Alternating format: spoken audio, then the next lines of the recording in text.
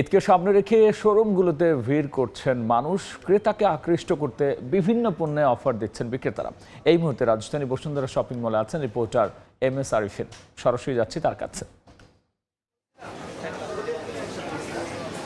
সাপ্তাহিক ছুটির দিনগুলোতে রাজধানীর বিপণী বিতানগুলোতে আসলে ভিড় সবসময়ই বেশি থাকে, কিন্তু যেহেতু ঈদ ঘনিয়ে এসেছে, অর্থাৎ বলাই যায় প্রায় 10 দিনের মতো সময় রয়েছে আর ঈদের, সো ক্রেতা বিক্রেতাদের চাপ কিন্তু অনেক গুণই বেড়েছে রাজধানীর বিপণী বিতানগুলোতে। আমরা এই মুহূর্তে রয়েছি বসুন্ধরা শপিং মলে। আমরা সকাল থেকে দেখেছি যে ক্রেতা বিক্রেতাদের হাক ডাকে সরগরম বাজার এবং ব্যাপকভাবেই কেনাবেচা চলছে। এবং আমাদেরকে বিক্রেতারা যেটি বলছেন যে এবার ক্রেতারা আরামদায়ক সুতি কাপড়ের প্রতি কিন্তু আসলে বেশি ঝোঁক দিচ্ছেন এবং সেই ক্রেতাদের চাহিদা মাথায় রেখেই এবার ফ্যাশন হাউসগুলো কিন্তু সুতির কাপড়ের পোশাকের সরবরাহই বেশি রেখেছেন। এছাড়া আমাদেরকে ক্রেতারা জানিয়েছেন যে এবার তারা আগেভাগেই আসলে ঈদের কেনাকাটা সেরে ফেলেছেন।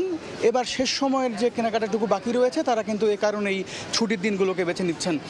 আমাদেরকে বিক্রেতারা বলেছেন যে এবার গত কয়েকবারের তুলনায় প্রেক্ষাপটটা কিছুটা ভিন্ন, অর্থাৎ পরিবর্তিত পরিস্থিতিতে ক্রেতারা দিনের বেলাতেই আসলে বেশি ভিড় জমিয়েছেন, বেশি কেনাকাটা করেছেন এবারের ঈদের শপিং। কারণ সন্ধ্যার পরে তারা কিছুটা অনিশ্চয়তায় ভোগায় আসলে, যে কারণে তারা দিনের বেলাতেই বেশি কেনাকাটা করতে এসেছেন। এছাড়া আমরা জেনেছি যে ব্র্যান্ড শপগুলো, বেশিরভাগ ব্র্যান্ড শপগুলো ঈদকে সামনে রেখে কিন্তু তারা বেশ কিছু ছাড় রেখেছে।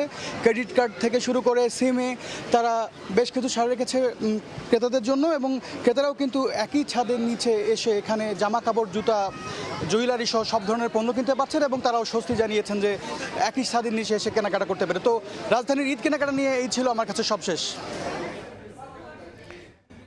ঈদ কেনাকাটার সবশেষ নিয়ে আমরা সরাসরি ছিলাম রাজধানীর বসুন্ধরা সিটি কমপ্লেক্সে।